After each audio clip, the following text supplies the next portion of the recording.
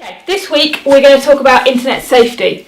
Not necessarily internet safety in terms of passwords and in terms of virus checkers, but more about social media safety. I teach a range of courses for 16 to 18-year-olds that focus on social media safety.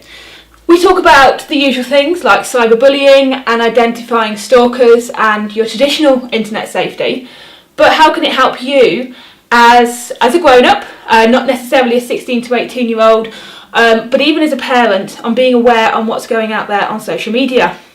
One of the things that's coming through is anonymous social media, disappearing social media, and private social media. Disappearing social media, Snapchat. I think you might have heard of Snapchat. If you're not on it, your kids are definitely on it. This is one of the first disappearing social medias that came out. The image disappears. Now, as we know, nothing can ever disappear from a computer. So do bear in mind with Snapchat is a disappearing social media, and it's a great chance to send that awful photo of you without your makeup on to your friends and you know that it disappears. But if you're sending rude pictures and nude pictures, then you need to watch out, particularly if it's a child we're referring to who's under the age of 16. Distributing images under the age of 16 is classed as distributing child pornography. And if you're sending those images, or your child is sending or receiving those images, even through Snapchat, it is against the law. That is something to watch out for on internet safety. Good things about Snapchat are that the image does disappear, supposedly, and if it's something completely innocent, then people can have a bit of fun with it. Anonymous social media then. Anonymous social media, you might have heard of Ask FM. Anonymous social media is in the name, and it's about how you can update and you can send information without having your name on it or linking back to you. Another one is called Secret. Secret is a social media that Facebook has just started to get involved with, and you can send an update without any idea of who you are, and you can confess. You can confess your deepest, darkest sins. I'll be honest, if you fancy confessing, please could you do it in the traditional way and maybe not putting it all over the internet. Ask FM is another anonymous social media that's been associated with 11 suicides in the UK and the US, and that statistic is quite scary. It's a very common one for bullying.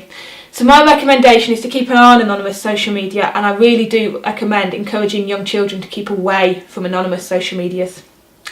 And the last one is private social media. Private social media are growing quite well. At the minute we've got Yammer.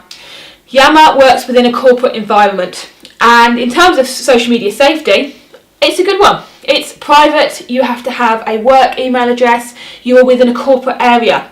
So if you work within a corporate company and Facebook is banned and LinkedIn is frowned upon, Yammer is the one that people are starting to use, and it's one of the safest ones to use, and it works within your social media HR policies. In the next blog, we're going to talk about social media policies and HR and what you can and cannot say at work. So Yammer comes in quite nicely under your policies. So some golden rules when you're on social media for your safety. Don't give out any personal information. Your address, your name, don't give out those information. So your name generally you wouldn't say would be private, but if you put it alongside your date of birth, alongside your address, that is now something that people can do something with, and they can do identity theft. So think before you put the information on. Facebook asks you for a lot of information, and we just give it willy-nilly. Well, actually, it knows a lot about you because you've given that information. It cannot share certain bits of information, but you can share it with your friends. So think before you put it on. Do you need to put your date of birth on there? Do you need to put your address on there? Do you need to put your phone number on there? Do you even need to use your real name? Watch out with attachments. There's a lot of scams going on. Even people you know are now sending attachments that are full of viruses. If it looks suspicious, it's very likely to be.